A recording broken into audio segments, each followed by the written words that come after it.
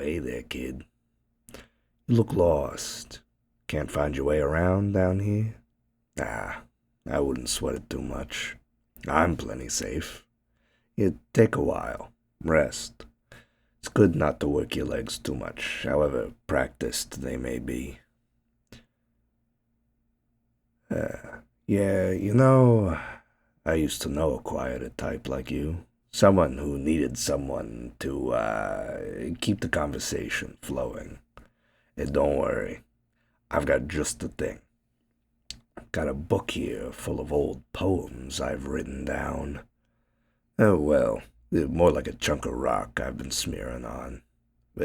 Tomato, tomato. Anyways, enough of my blabbering. Let me see. What is more gentle than a wind in summer? What is more soothing than the pretty hummer that stays one moment in an open flower and buzzes cheerily from bower to bower? What is more tranquil than a musk rose blowing in a green island far from all men's knowing?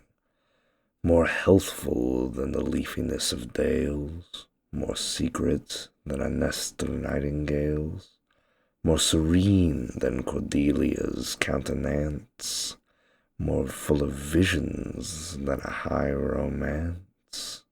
What but thee, sleep, soft closer of our eyes, low murmurer of tender lullabies, light hoverer around our happy pillows, wreather of poppy buds and weeping willows, silent entangler of a beauty's tresses, most happy listener when the morning blesses thee for enlivening all the cheerful eyes that glance so brightly at the new sunrise.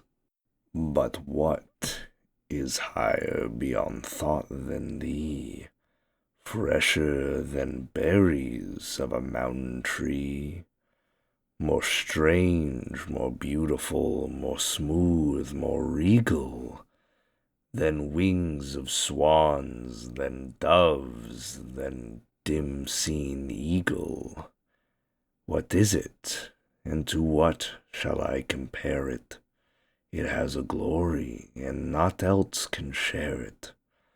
The thought thereof is awful, sweet, and holy, chasing away all worldliness and folly, coming sometimes like fearful claps of thunder, or low rumblings earth's regions under, and sometimes like a gentle whispering of all the secrets of some wondrous thing that breathes about us in the vacant air, so that we look around with prying stare, perhaps to see shapes of light aerial liming, and catch soft floatings from a faint heard hymning, to see the laurel wreath on high suspended, that is to crown our name when life is ended.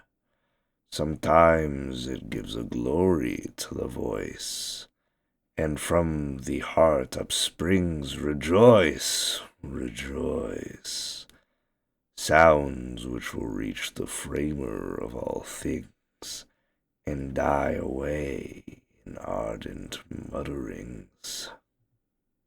No one who once the glorious sun has seen, and all the clouds, and felt his bosom clean, for his great Maker's presence, but must know what 'tis I mean, and feel his being glow. Therefore no insult will I give his spirit, by telling what he sees from native merit. O Posy, for thee I hold my pen, that I am not yet a glorious denizen of thy wide heaven. Should I rather kneel upon some mountain top until I feel a glorious splendor around me hung, and echo back the voice of thine own tongue.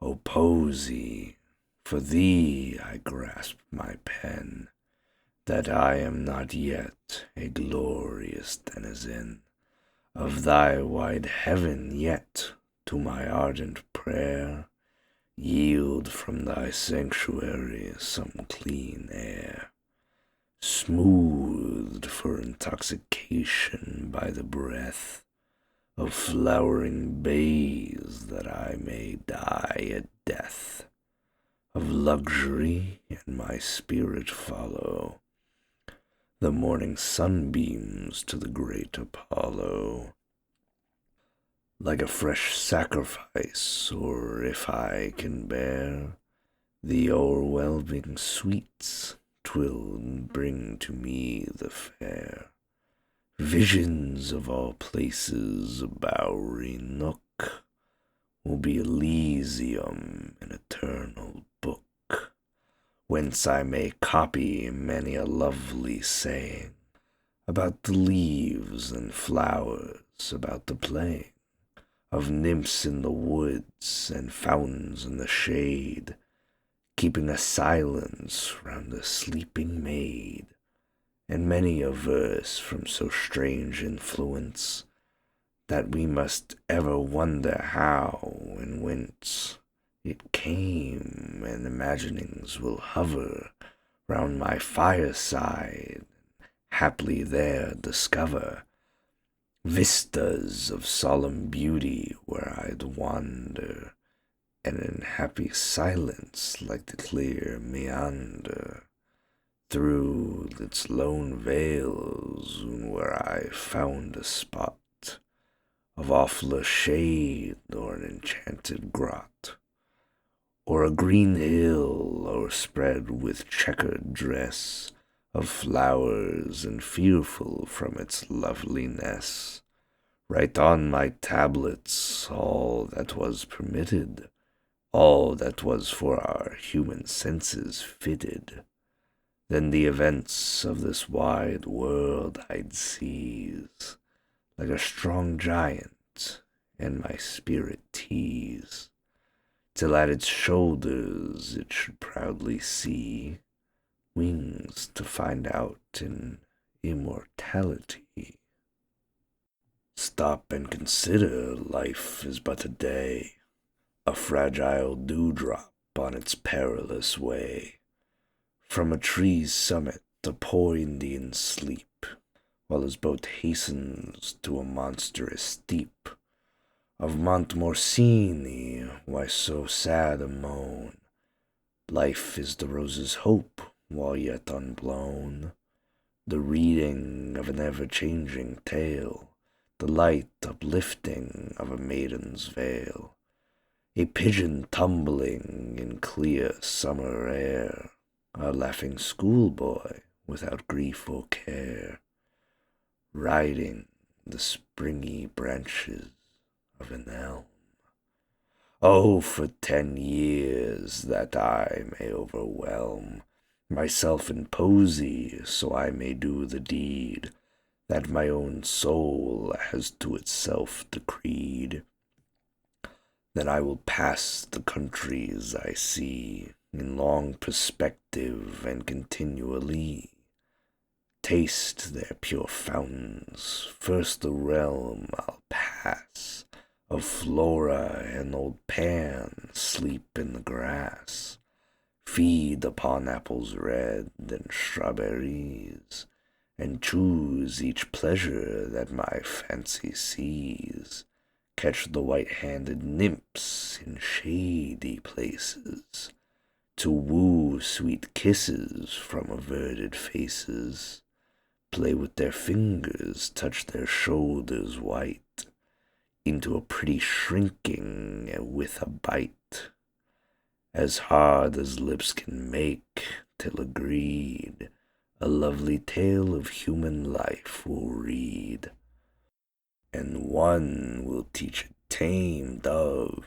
how it best. Many fan the cool air gently o'er my rest.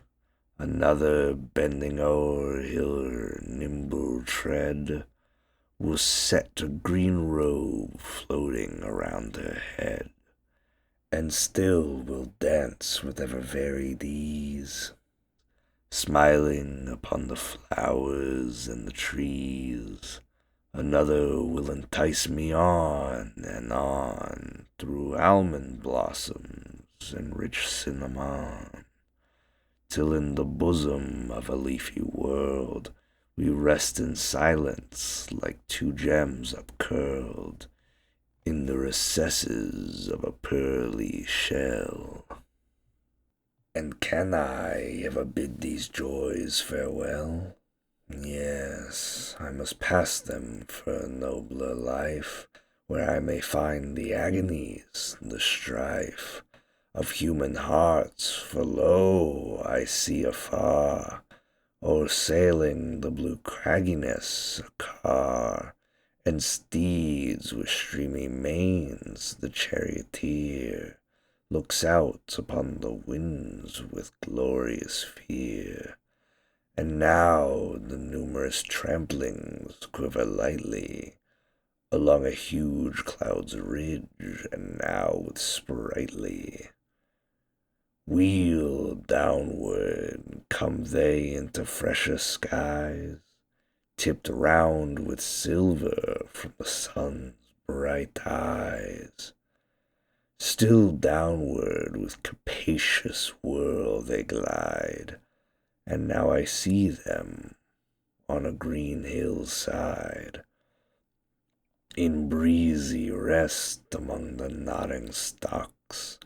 The charioteer with wondrous gesture talks to the trees and mountains, and there soon appear shapes of delight, of mystery, of fear, passing along before a dusky space, made by some mighty oaks as they would chase some ever-fleeting music. On they sweep. Lo, how they murmur, laugh, and smile, and weep. Some with upholden hand and mouth severe, some with their faces muffled to the ear. Between their arms some, clear in youthful bloom, go glad and smilingly athwart the gloom. Some looking back, and some with upward gaze, yes, thousands in 1,000 different ways. Flit onward, now a lovely wreath of girls, dancing their sleek hair into tangled curls, and now broad wings most awfully intent. The driver of those steeds is forward bent, and seems to listen, oh, that I might know all that he writes with such a hurrying glow.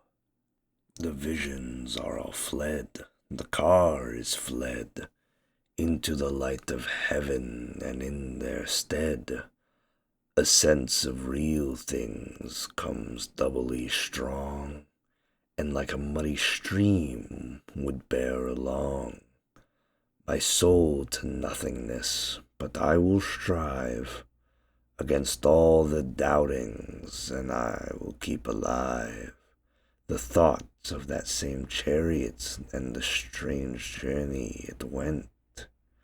Is there so small a range in the present strength of manhood that the high imagination cannot freely fly, as she was wont of old, prepare her steeds, paw up against the light, and do strange deeds? Upon the clouds has she not shown us all, from the clear space of aether to the small breathe of new buds unfolding, from the meaning of Jove's large eyebrow to the tender greening of April meadows. Hear her altar shone, e'en in this isle, and who could paragon the fervid choir that lifted up a noise of harmony to where it I will poise its mighty self, a convoluting sound, huge as a planet, and like that will roll round eternally around the dizzy void. Aye, in those days the muses were nigh cloyed with honors, nor had any other care than to sing out and soothe their wavy hair. Could all this be forgotten? Yes, a schism, nurtured by foppery and barbarism, made the great Apollo blush, for this was his land. Men were thought wise who could not understand his glories with a pulling infant's force. They swayed about on a rocking horse, and thought it Pegasus. Ah, dismal souled, the winds of heaven blew, the oceans rolled. Its gathering waves ye not felt. The blue bared its eternal bosom, and the dew of summer nights collected it still to make the morning precious. Beauty was awake. Why were ye not awake? But ye were dead to things ye not knew of, were closely wed to musty laws lined out with wretched rule, and compass vile, so that taught ye a school of dolts to smooth and lay and clip and fit, till, like the certain wands of Jacob's wit, their verses tallied. Easy was the task.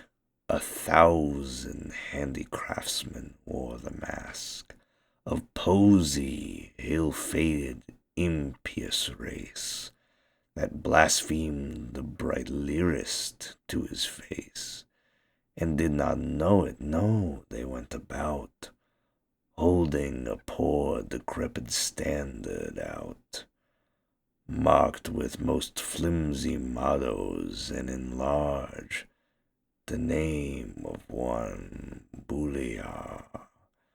O ye whose charge it is to hover round our pleasant hills, whose congregated majesty so fills my boundly reverence that I cannot trace your hallowed names in this unholy place. So near those common folk, did not their shames affright you? Did our old lamenting thames delight you? Did ye never cluster round delicious Avon with a mournful sound and weep? Or did ye wholly bid adieu to regions where no more the laurel grew?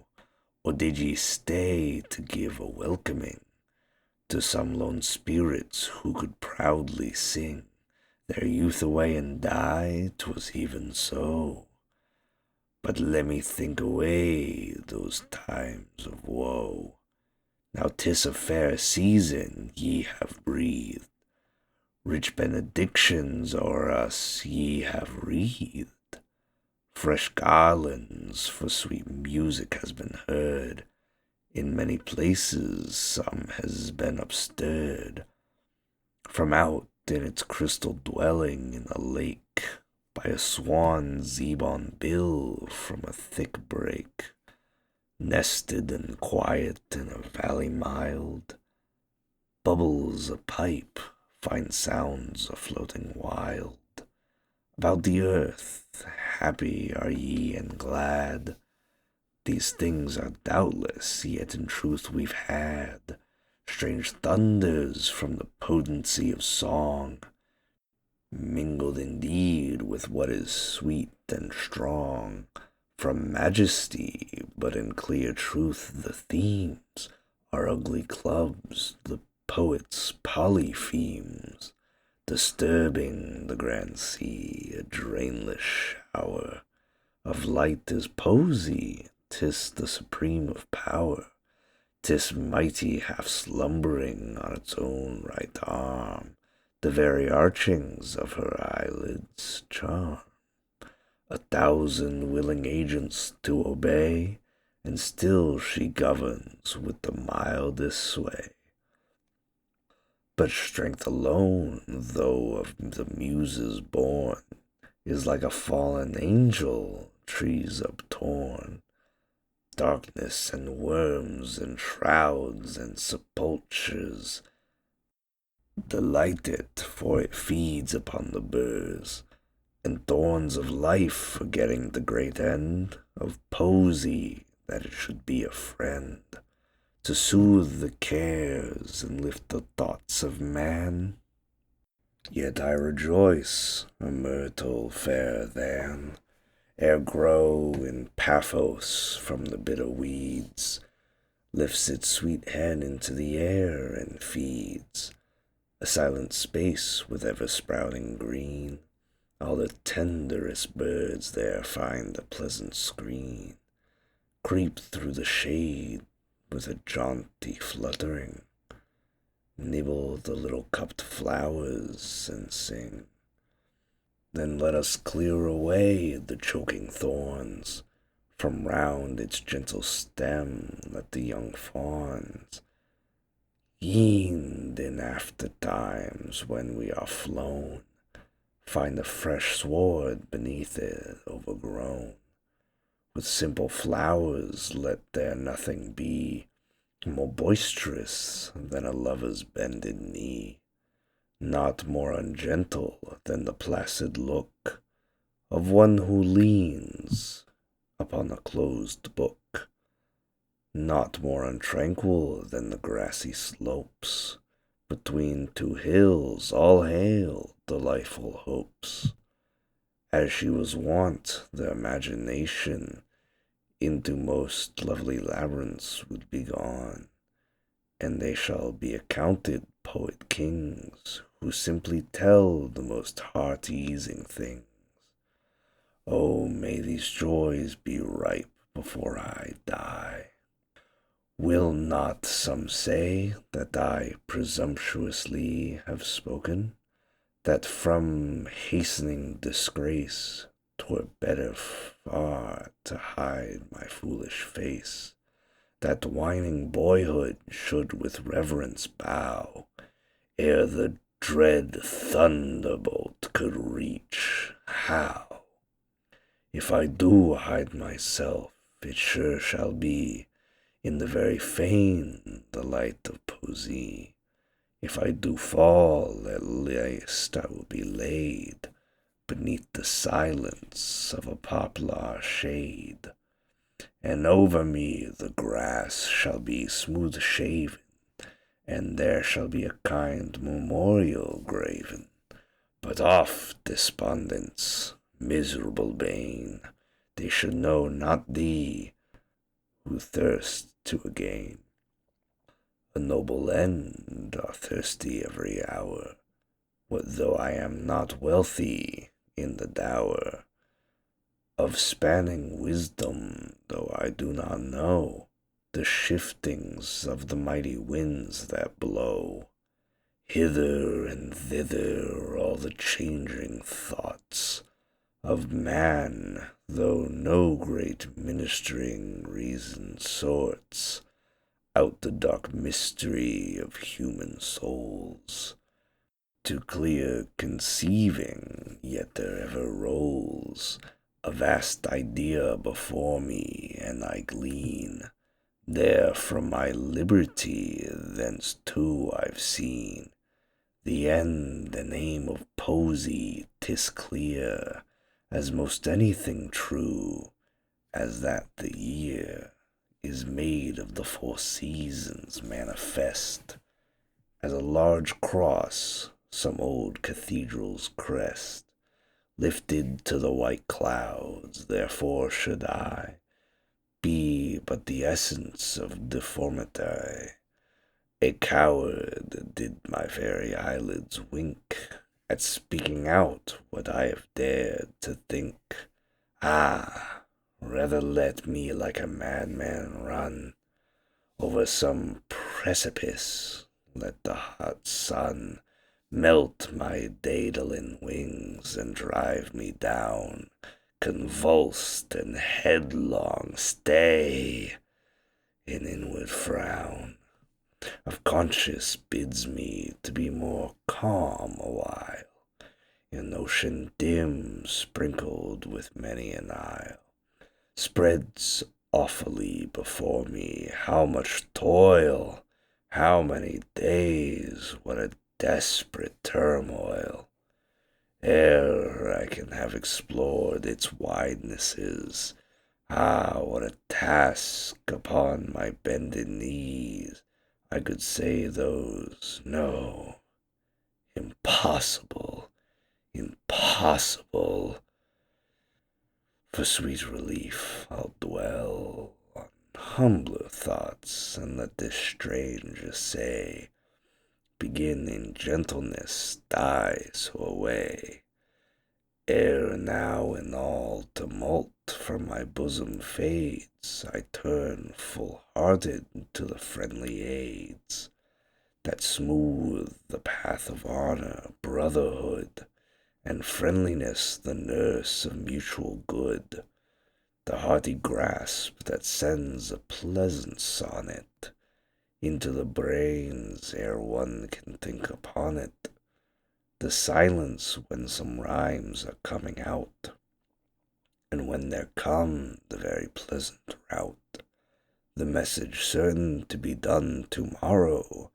'Tis perhaps well that it should be to borrow some precious book from out its snug retreat, to cluster round it when we next shall meet. Scarce can I scribble on, for lovely airs are fluttering round the room like doves in pairs, many delights of that glad day recalling, when first my senses caught their tender falling. And with these airs come forms of elegance, stooping their shoulders o'er a horse's prance, careless and grand, fingers soft and round, parting luxuriant curls, and the swift bound of Bacchus from his chariot when his eye made Erine's cheek look blushingly. Thus I remember all the pleasant flow of words at opening a portfolio. Things such as these are ever harbingers to trains of peaceful images the stirs of the swan's neck unseen among the rushes, a linnet starting about the bushes, a butterfly with golden wings broad parted, nestled a rose convulsed as though it smarted, with over pleasure many, many more might I indulge at large all in my store of luxuries, yet I must not forget sleep quiet with his poppy cornet. For what there may be worthy in these rhymes, I partly owe to him, and thus the chimes of friendly voices had just given place to as sweet a silence, where I again retrace the pleasant day upon a couch at ease. It was a poet's house who keeps the keys of pleasure's temple, round about where hung the glorious features of bards who sung in other ages. Cold and sacred busts smiled at each other, happy he who trusts to clear futurity his darling fame. Then there were fawns and satyrs taking aim at swelling apples with a frisky leap, and reaching fingers mid a luscious heap of leaf vines. Then there rose to view a fane of liny marble, and thereto a train of nymphs approaching fairly over the sward, one loveliest holding her white hand toward the dazzling sunrise. Two sisters sweet bend their graceful figures till they meet over the trippings of a little child, and some are earing eagerly the wild, thrilling the liquidity of dewy piping.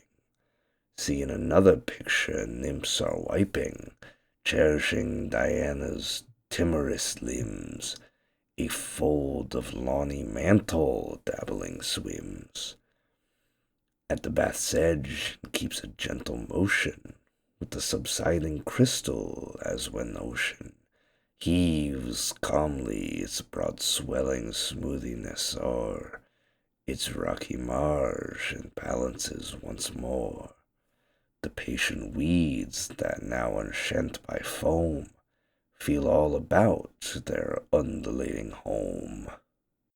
Sappho's meek head was there, half smiling down at nothing, just as though the earnest frown of overthinking had that moment gone from off her brow, and left her all alone.